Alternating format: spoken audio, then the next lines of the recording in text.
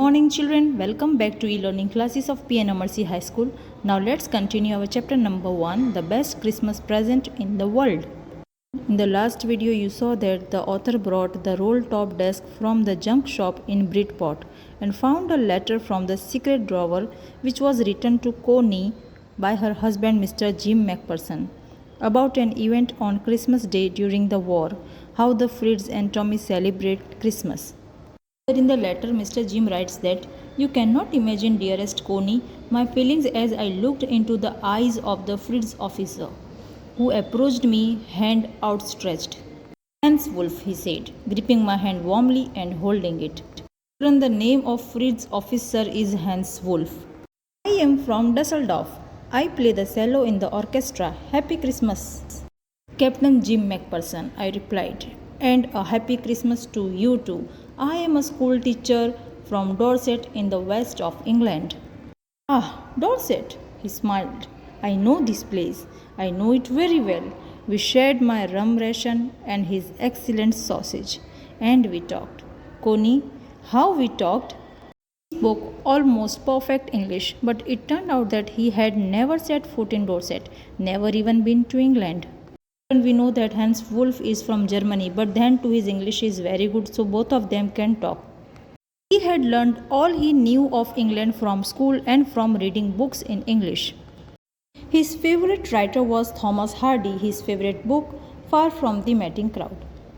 So out there in no man's land, we talked about Bathsheba, Gabriel Oak, and Sergeant Troy, and Dorset. He had a wife and one son, born just 6 months ago.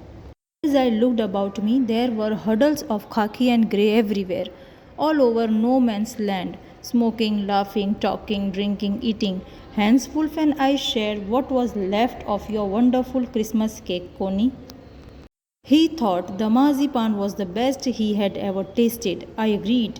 We agreed about everything, and he was my enemy. There never was a Christmas party like it, Connie. And then someone I don't know who brought out a football. Great coats were dumping in piles to make goal posts.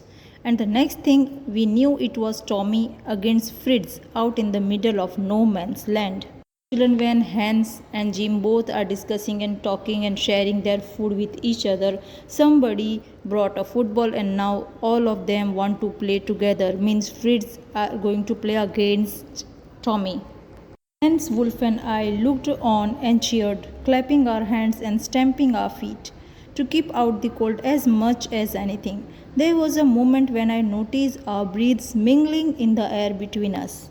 It was too cold that time, so when they breathed, white vapor was coming out of their mouth. Both of them saw and smiled at each other. Jim McPherson, he said, after a while, I think this is how we should resolve this war. A football match. No one dies in a football match. No children are orphaned. No wives become widows. I would prefer cricket, I told him. Then we Tommies could be sure of winning, probably. We laughed at that, and together we watched the game. We know war is not a good option. Both of the leaders are thinking instead of war, there should be a football match or cricket, so there is no harm to anybody.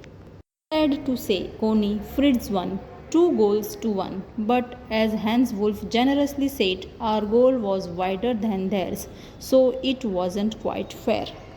And here we can see that Fritz won. The time came, and all too soon, when the game was finished, the snaps and the rum and the sausage had long since run out, and we knew it was all over. Now see, the celebration time is over now. They know they are soldiers and they have to go back to their borders. I wished Hans well and told him I hope he would see his family again soon, that the fighting would end and we could all go home. Now see children, the time has come to apart from each other. So they wish good luck and hope that the war will get over soon and they can go home back to their family. Nobody likes war and wants to live in peace with their family. But the bitter truth is that nowadays it is thought that the only solution is war.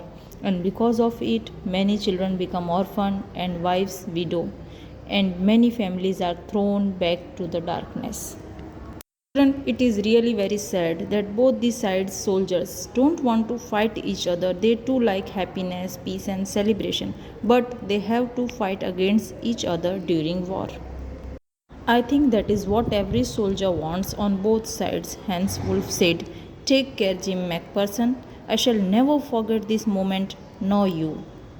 He saluted and walked away from me slowly, unwillingly, I felt. He turned to wave just once and then became one of the hundreds of grey coated men drifting back towards their trenches. That night, back in our dugouts, we heard them singing a carol and singing it quite beautifully. It was still a silent night. Our boys gave them a rousing chorus of while shepherds watched. What is the meaning of dugout? It is a shelter for soldiers made by digging a hole in the ground and covering it. We exchanged carols for a while and then we all fell silent. We had had a time of peace and goodwill, a time I will treasure as long as I live.